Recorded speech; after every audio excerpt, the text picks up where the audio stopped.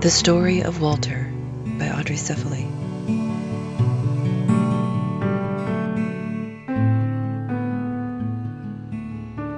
The Room. When little Anna had lived with Walter for about a month, he decided to surprise her after school one day.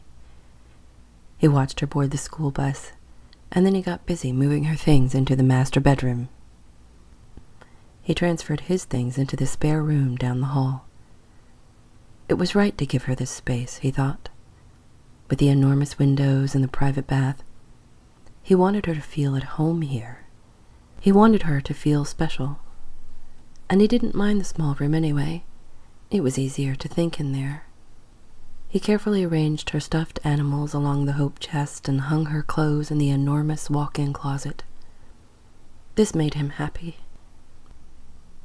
It made him sad, too, to think he'd missed so much of her life.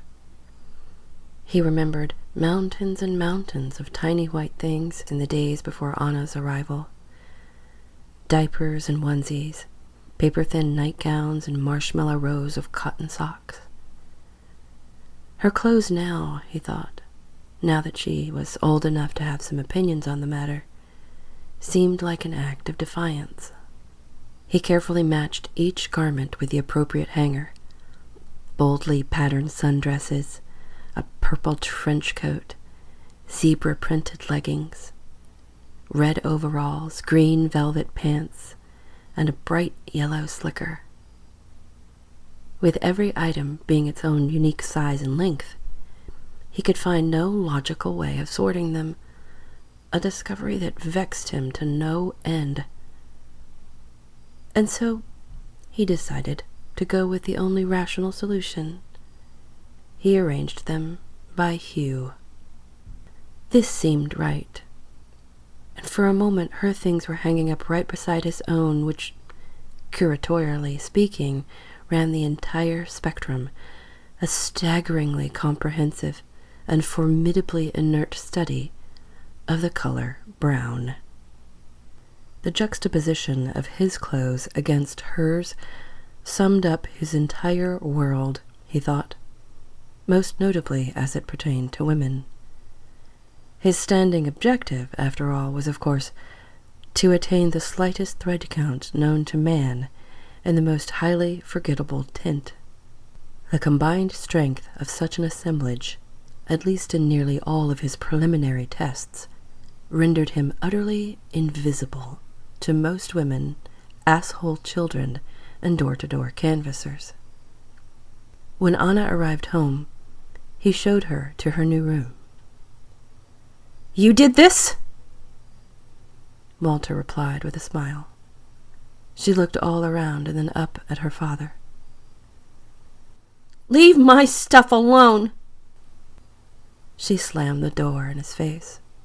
Walter stumbled backward. His shoulders slumped. He could hear items being thrown about and the sound of her crying.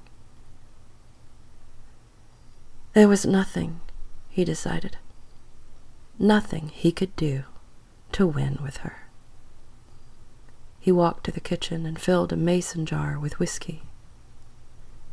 Out on the porch, he could breathe. He opened his journal, the one he bought when she arrived. It was meant to help him remember the important things. And it felt good for a while, the notion that for the first time in his life, he actually had something worth writing about. But the pages had somehow filled with all of the ways he had failed her. And these were not words he needed to read twice. He felt himself in that state of numbness, when the life is mostly drained out, and in its place are fragments and torn-off pieces of answerless questions, compressed into every crack and pocket of his body. This is how I will die, he thought. I will never be any happier than I am in this moment. He stabbed at the journal with his pen until the sheets came loose. The shot of whiskey felt alive, like fire in his throat.